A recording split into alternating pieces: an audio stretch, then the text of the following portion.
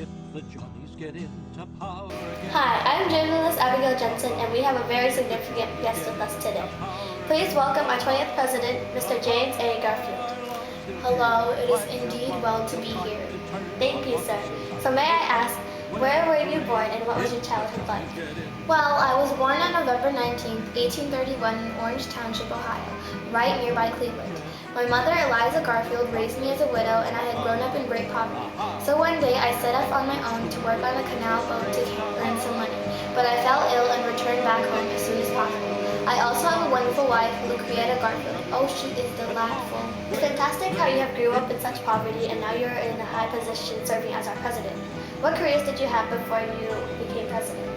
Before I became president, I was positioned as a teacher, soldier, and public official.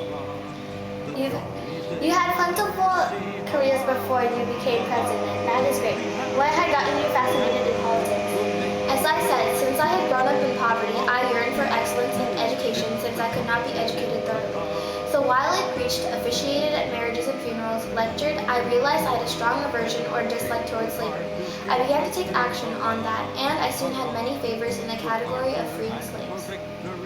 Personally, I favor the freedom of slaves as well, and I completely agree with your understanding. What is your party platform?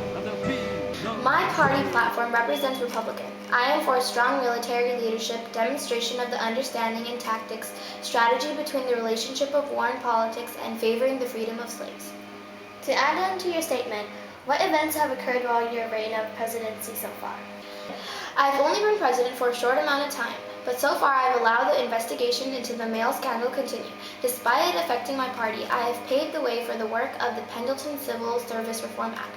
In addition, I established the independence of presidency. Indeed, that is very different. What was the condition of the country when you first entered office as president?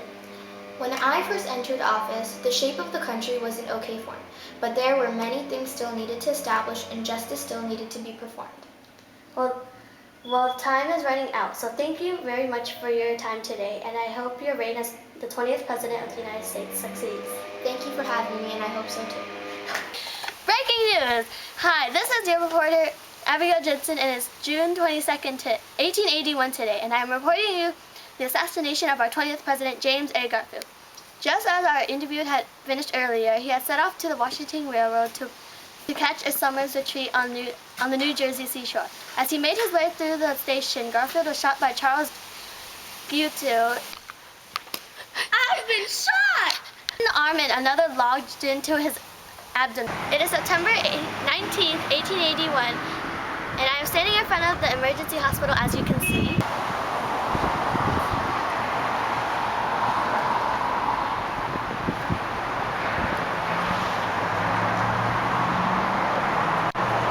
Unfortunately, our President James A. has received death due to his assassination at the railroad station. Charles Guteau is convicted of crime and murder. The new president will be Chester Arthur. Even though Garfield had been president for less than 4 months, he left an inspiring legacy.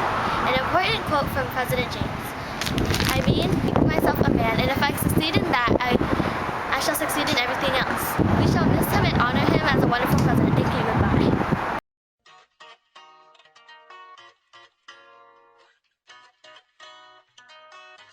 I've been shot!